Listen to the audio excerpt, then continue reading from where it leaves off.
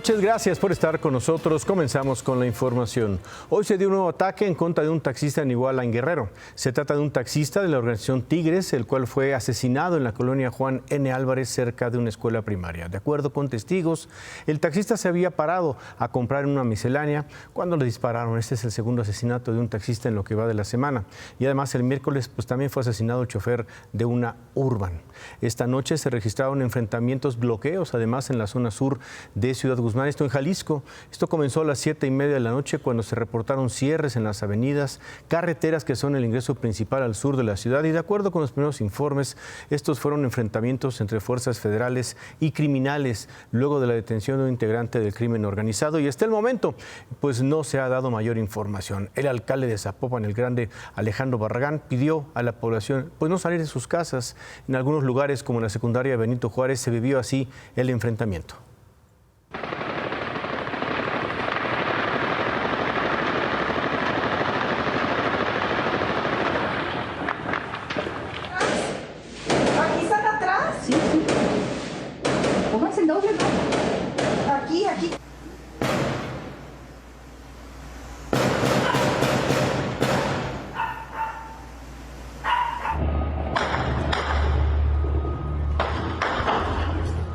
Hinchas, narcobloqueo acá saliendo antes de la Zapotlatena y están bloqueando todos esos cabrones. Hubo una pinche balacera.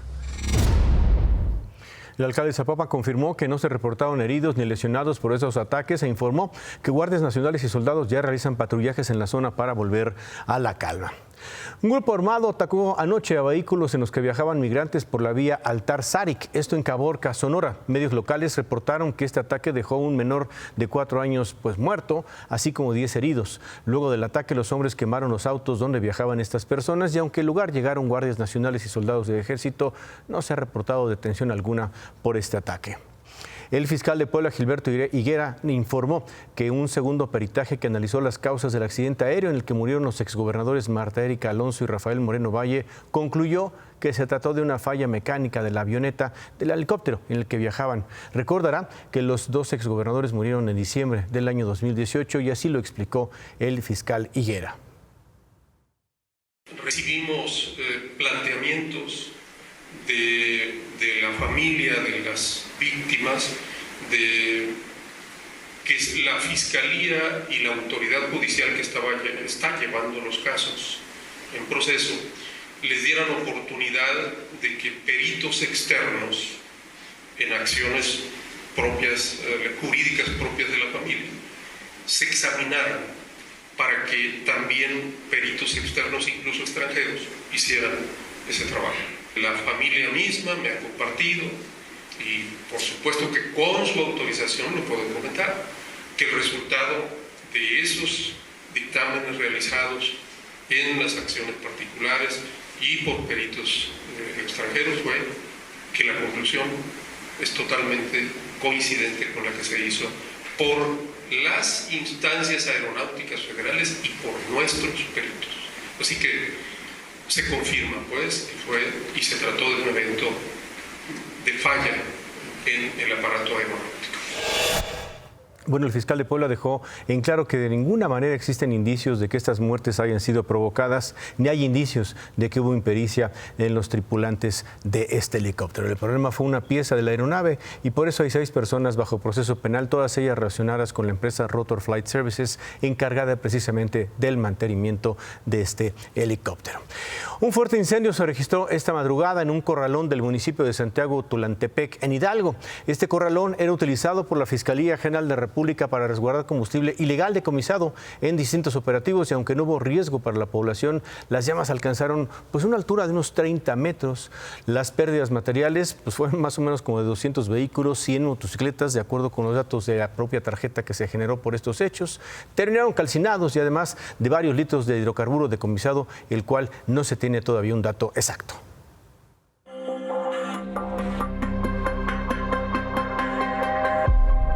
La semana pasada vimos estas imágenes, son calles aledañas a la oficina de la Fiscalía de Justicia de la Ciudad de México en Azcapotzalco, un lugar en el que se iban estacionando, amontonando, abandonando, vandalizando decenas de autos retenidos por la propia Fiscalía para supuestamente concluir peritajes e investigaciones. Llevan ahí, pues en el abandono, años. Disculpa, chaparrito, ¿no puedes estar aquí? ¿Por qué? Estos autos son confiscados. Pueden venir, No hay problema. corazón, pero... El tiradero de 200 carros en la colonia del Gas, en Azcapotzalco, no solo atrae delincuentes, sino también indigentes, cuya permanencia suscita otros problemas. Entre estos, fecalismo y confrontación con los vecinos. Pues son los vehículos ensangrentados, baleados, inclusive llegan los vehículos con las personas muriéndose. Aquí están todos los vehículos que tienen la cadena de custodia, pues realmente no son resguardados como debe de ser y son saqueados a diario. Y esto se genera para que se pasen con los vehículos vecinales. Y después ya resulta que ya están robando a los transeúntes que pasan por aquí. Y después ya empiezan a robar a los mismos estudiantes. Es algo muy complicado y grave. Y ante la vista de la autoridad. Pues después de estas imágenes, hace una semana, hoy temprano la Fiscalía de Justicia realizó un operativo para ir retirando algunos de los vehículos. Todavía no todos. Hay un cálculo de vecinos que estiman que hay entre 200 y 300 vehículos abandonados en calles de Azcapotzalco. Los que comenzaron a ser retirados hoy se los llevaron al depósito vehicular de la Fiscalía en Cabeza de Juárez, en Iztapalapa. Bueno, pues ahí van poco a poco. Venían a retirar vehículos, venían con un listado y según nos dijeron van a tratar de llevarse lo más que puedan, que no los van a dejar por aquí, que se los están llevando hasta Cabeza de Juárez. Luego me dijeron, ya nos llevamos el taxi donde se dormían los indigentes y de hecho encontraron un indigente ahí dormido. En el taxi. En el taxi. Y obviamente lo que nos queda abajo de los vehículos es una cantidad enorme de basura. El reto es recuperar los espacios, que ya no nos lo vuelvan a hacer. Los vecinos llevan años solicitando el retiro de estos vehículos, ya tuvieron reuniones con la exfiscal Ernestina Godoy, no les dieron respuesta. Ellos mismos han tenido que recuperar, apartar las calles, evitar que se les siga llevando autos asegurados.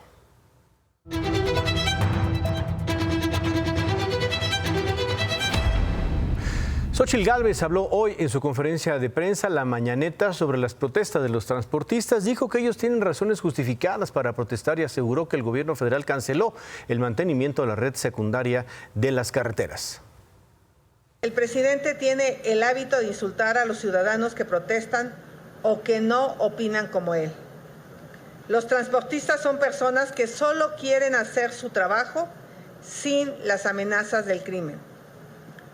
Su corcholata no va a tocar el tema e insiste con la mentira de que México está mejor que nunca. La verdad es que las carreteras del país, además de estar en mal estado, muchas de ellas son territorio de la delincuencia. Los transportistas le tienen miedo a los balazos de los delincuentes y las extorsiones de los pocos guardias que se encuentran en las carreteras.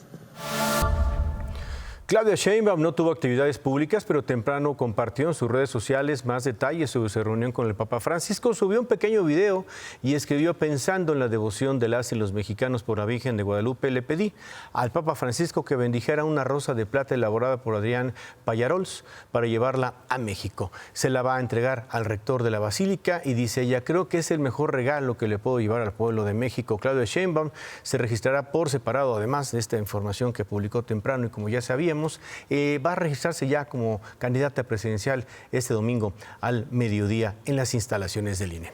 Y hablando de registros, hoy trascendió que Sandra Cuevas y Alejandra Barrales van a ser candidatas del Movimiento Ciudadano al Senado.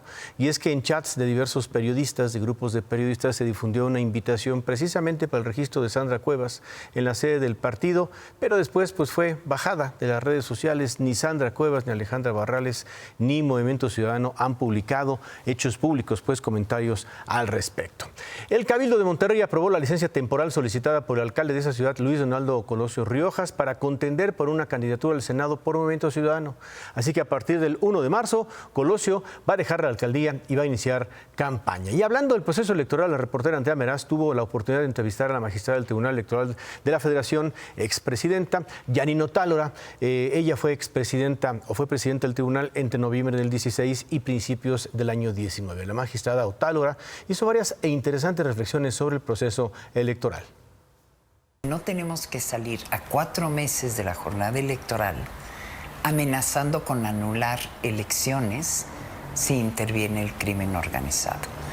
Creo que esos son mensajes que inquietan, que no abonan a la serenidad. No estamos teniendo actores con visiones de Estado, y esto implica una crisis de la responsabilidad. Nuestros debates políticos suelen no ser elevados, no tienen propuestas, son de ataques y no vemos consistencia. A veces de las crisis se sale fortalecido, pero a veces de las crisis se sale debilitado.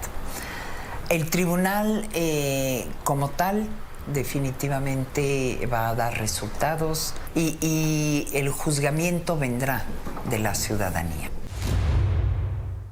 Y esta mañana Palacio Nacional amaneció pues así, rodeado de vallas. Son las mismas que colocaron pues cuando se espera una manifestación, por ejemplo, cuando se presentan pues riesgos eventuales al edificio, ya sea por destrozos, pintas, como las que se han registrado un 8 de marzo, un 2 de octubre, pero ahora la manifestación más próxima pues es la concentración a la que se ha convocado por parte de integrantes de la sociedad civil para este domingo para defender la democracia.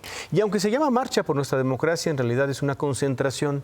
La convocatoria aquí en la Ciudad de México es llegar directamente al Zócalo a las 10 de la mañana y pues el orador central será Lorenzo Córdoba. Va a estar acompañado por quienes han hablado antes en otras concentraciones ciudadanas como José Woldenberg o el exministro de la Corte José Ramón Cosío. En el país se han inscrito manifestaciones en 117 ciudades y poblaciones. El gobernador de Guanajuato, Diego Sinue Rodríguez, rindió su 6º y último informe de gobierno. Aprovechó para agradecer a los guanajuatenses y destacar sus logros y avances en su gobierno y dijo que hubo crecimiento económico en su estado a pesar de esto. En campaña, y esto no sé si le pasó a mis compañeros gobernadores, prometimos cosas sin saber que venía una pandemia. Yo me acuerdo que hice una promesa a los guanajuatenses en el debate. Dije, voy a traer $5,000 millones de inversión extranjera. Después nos llegó la pandemia, nos llegó la crisis económica y nos cayó la 4T. A pesar de esas calamidades, hoy superamos ya más de $7,000 millones. Así cerró su discurso, entre otras cosas, el gobernador de Guanajuato. En otras cosas, grupos de damnificados afectados por los estragos del huracán Otis se manifestaron esta tarde en Acapulco. Varias horas, 8 de bloqueos y protestas. Marco Antonio Silva, buenas noches, tú estuviste ahí. Hola. Saludos, Manuel, muy buenas noches. Vaya viernes que le tocó vivir al puerto de Acapulco. Y es que durante 9 horas, alrededor de 130 personas que son parte de los censos de apoyos federales que se generaron a partir del huracán, están inscritos pero no han recibido nada. Se manifestaron en esta que es la columna vertebral de la movilidad del puerto, la costera Miguel Alemán.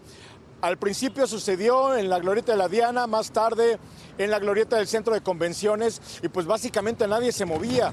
Nadie para adelante, nadie para atrás, nadie para arriba y nadie para abajo, porque efectivamente estas personas reclaman que en todas estas semanas, estos casi 4 meses, aunque forman parte ya de las listas oficiales de damnificados por el huracán Otis, no han recibido nada a cambio. Estas son las imágenes cuando alrededor de las 7 de la noche y cuando ya habían pasado 9 horas de bloqueo, pues un funcionario del gobierno federal, la Guardia Nacional y policías estatales lograron un acuerdo que se fija básicamente en pues la idea, el compromiso de que el domingo pueda revisarse caso por caso y saber por qué es que no se ha dado esta ayuda, por qué no se ha dado esta respuesta. Lo que me llama mucho la atención es que a 4 meses del golpe del huracán, pues seguimos viendo esto.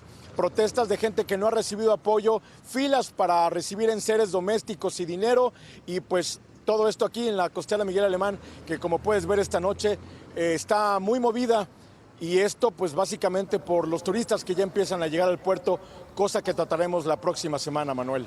Pues atentos, gracias Marco.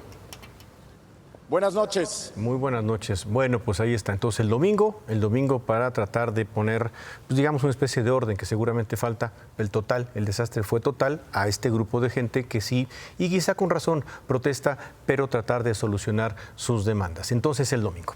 Por la mañana hablamos con el ingeniero Manuel Gómez Parra, director de Desarrollo Ferroviario de la Secretaría de Comunicaciones e Infraestructura, y quien está a cargo de la construcción del tren, el insurgente, así le llaman, el tren México-Toluca. Bueno, él nos habló sobre el accidente que ocurrió ayer, donde un trabajador murió y otro resultó herido. Los dos cayeron desde una altura de unos 15 metros. De acuerdo con la experiencia que usted tiene mucha experiencia en construcciones. ¿Hay visos de negligencia en esto? Ninguno. De momento no se ha detectado ninguno. Nosotros estamos muy seguido en la obra y constatamos los protocolos de seguridad que hay con todos los empleados, y creo que negligencia no existe. Es una falla de un elemento mecánico que pues tal vez no debería ocurrir, pero sin embargo ocurren estas fallas, y se combinó con un descuido, o a lo mejor se estaban cambiando de posición y por eso se desconectaron. El ingeniero Parra nos detalló que los dos trabajadores sí tenían arnés de seguridad, pero por alguna razón no estaban conectados a la línea de vida de la estructura de esta parte de la obra. Los resultados de esta investigación se esperan más o menos en 2 semanas.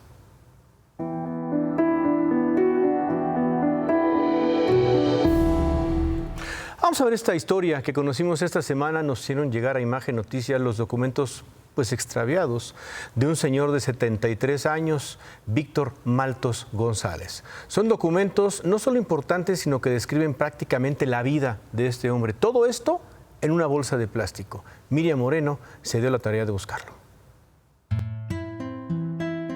El señor Víctor Maltos González llevaba su vida en una bolsa. Atravesó el país para buscar atención médica especializada con un cambio de zapatos, una cuerda de guitarra y una canción. Sí, una canción, escrita con su puño y letra para su estado de origen, Durango, con su certificado de derechos de autor. También llevaba en la bolsa los documentos que dan cuenta de una batalla legal por sus tierras y una propiedad en Durango, de los que fue despojado. Y una carta dirigida al presidente López Obrador para solicitar su ayuda en esta cruzada que enfrenta a sus 73 años de edad. Pero el sábado 10 de febrero, el señor Maltos olvidó o alguien le robó la bolsa con su vida y la abandonó en el paradero Indios Verdes de la Ciudad de México, en una banca donde se esperan los camiones que van a Zumpango, Estado de México. Ahí fue encontrada por la señora Anita García, quien le encargó a esta reportera la búsqueda del dueño de los mocasines y la canción de Durango. Según se desprende de los documentos en su bolsa, que prácticamente forman un expediente médico, el señor Maltos viajó de Tabasco a la Ciudad de México hace unos cuantos días. Y en la ciudad se atendió en el Hospital General Eduardo Lisiaga por problemas respiratorios y oftalmológicos. Y aquí mismo en el Hospital General, desgraciadamente, pues no hay información sobre dónde pueda estar. Los números telefónicos a los que ya llamamos, que vienen en los documentos en esta bolsa de plástico, en ninguno nos responden. Tiene una cita para el mes de marzo, tiene su carnet, pero no hay ningún rastro de él.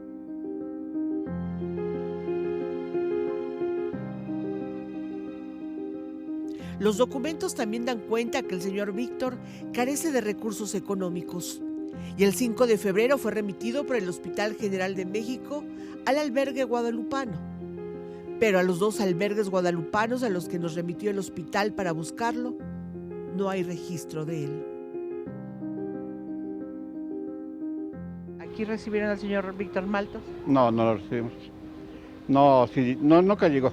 Aquí no tenemos adultos, son puros niños.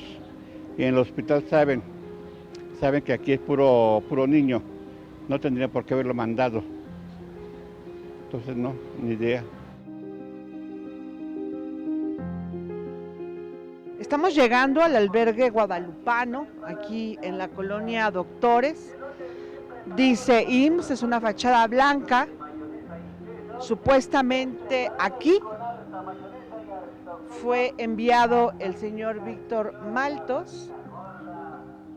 Esta es la reja, ahí es la referencia que nos da el área de comunicación social del Hospital General. El albergue pertenece al IMSS, completamente al IMSS. Entonces es algo remoto que manden a una persona del Hospital General. Para recibir a una persona aquí todo es con documentación del IMSS.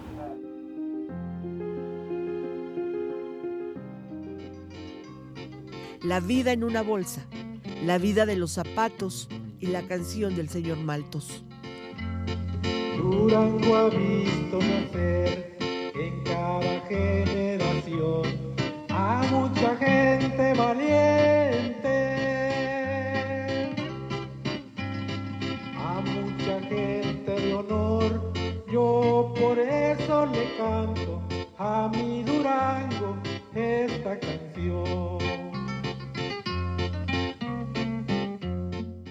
Pues vamos a seguir buscando al señor Víctor Maltos González. Usted lo conoce, le suena el nombre, le parece conocerlo.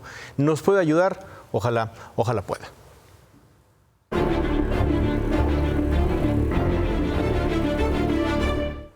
El principal opositor ruso, Alexei Navalny, murió en prisión. Tenía 47 años, estaba preso desde enero del 2021 y desde entonces el presidente de los Estados Unidos, Joe Biden, advirtió que habría consecuencias devastadoras para Rusia si ese hombre moría en prisión. Hoy ese día llegó y el gobierno de Vladimir Putin da a entender que Alexei Navalny murió por causas naturales, una versión que las principales potencias se niegan a creer.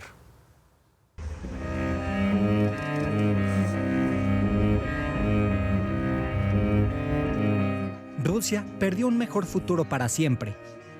Es una de las miles de consignas con las que a lo largo del día se recordó a Alexei Navalny, el abogado, periodista, activista, luchador y principal cara de la oposición a Vladimir Putin.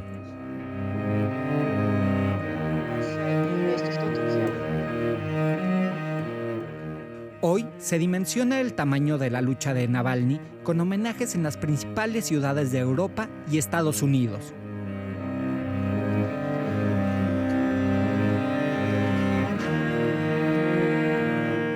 Y también con una conmovedora ovación en Múnich a su esposa Julia, su compañera de lucha hasta el último momento.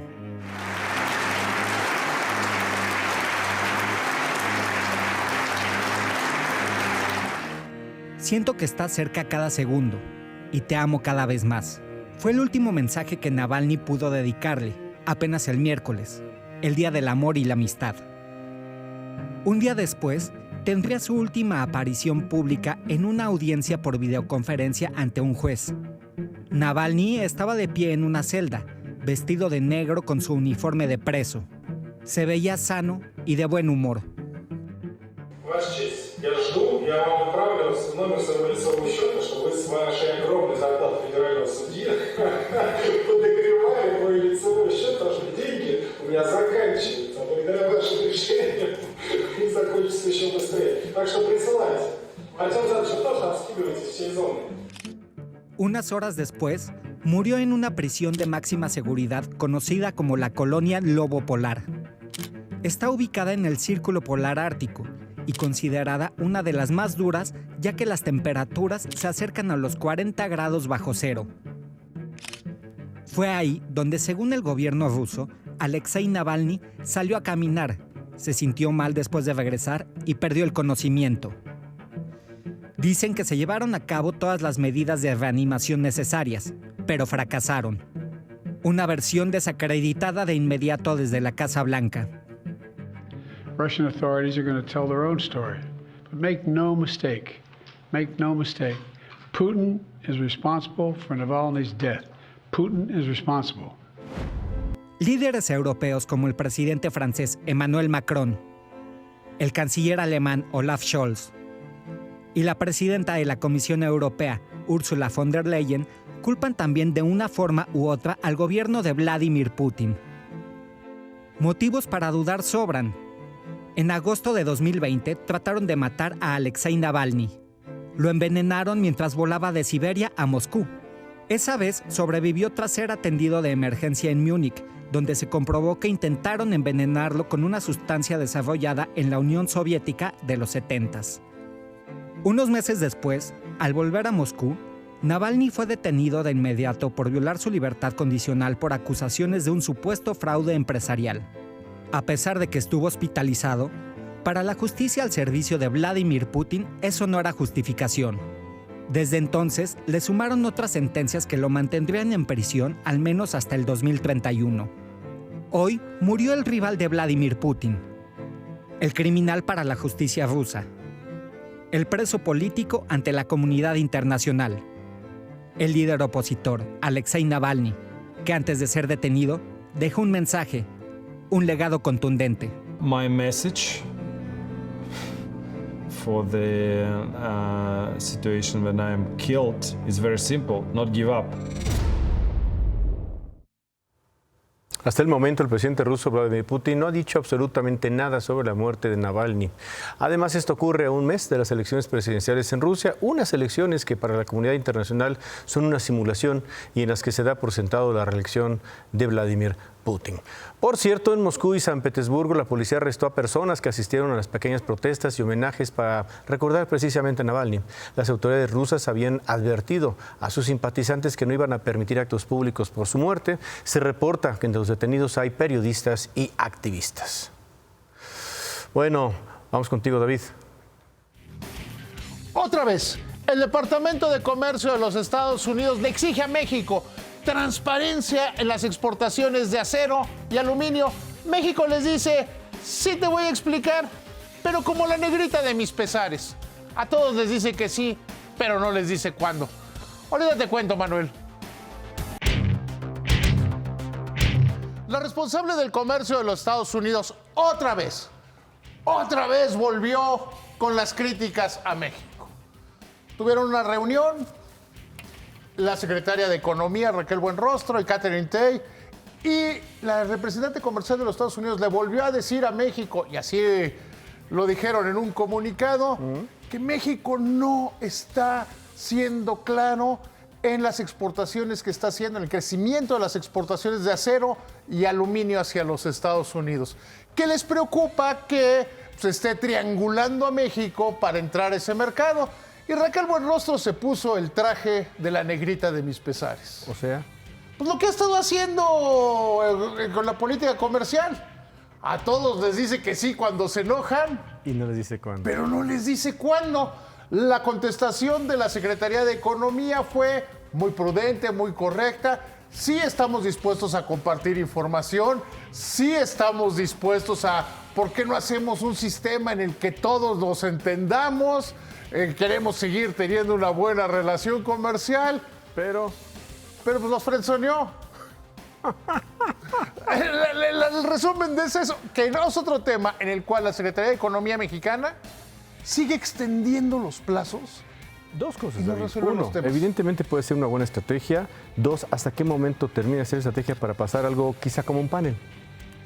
Lo que pasa es que la estrategia del gobierno mexicano, y particularmente desde que llegó Raquel Buenrostro, es decir, ellos tienen derecho a decir políticamente lo que quieran, nosotros políticamente lo que queramos, y en las mesas de negociación los temas se arreglan y se han venido atorando. Ahí está el tema del maíz, ahí está el tema de los energéticos, es este tema del aluminio y el acero. O sea, no se está resolviendo nada.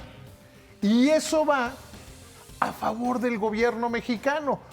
Si hubiéramos ido al panel energético, que ya está, se supone que ya podría empezarlo en cualquier momento Estados Unidos, nada más por la operación esta que platicábamos ayer, de que una empresa que va a hacer y que todo esto, que no es CFE, y con eso ya se le quitan presiones.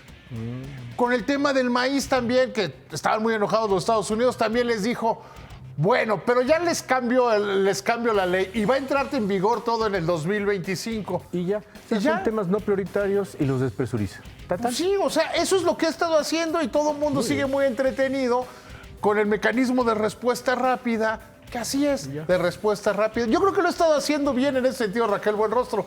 No está resolviendo nada, no hay un panel y no hay aranceles en contra de México.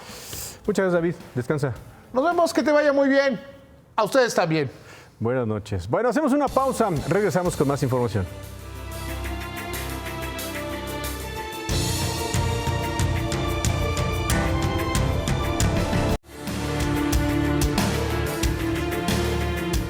Bueno, anoche se llevó a cabo una vigilia en el parque del Skywalk Memorial en Kansas City para honrar precisamente la memoria de Elisa López Galván, la mujer de origen mexicano que falleció en el tiroteo durante el desfile de celebración tras el triunfo de Super Bowl, precisamente los jefes de Kansas. Ellos lanzaron una iniciativa que se llama Kansas City Strong para recaudar fondos para las víctimas y además abrir una colecta para reunir fondos. El equipo, la NFL, anunciaron que van a donar $200,000 y bueno, quien dijo que va a donar así de un jalón 100,000, pues fue Taylor Swift. Así que directamente los va a donar a la familia de Elisa. Y con esta información nos despedimos. Gracias por habernos acompañado. Se queda con ¿Qué importa? Muy buenas noches, buen fin de semana. Descanse.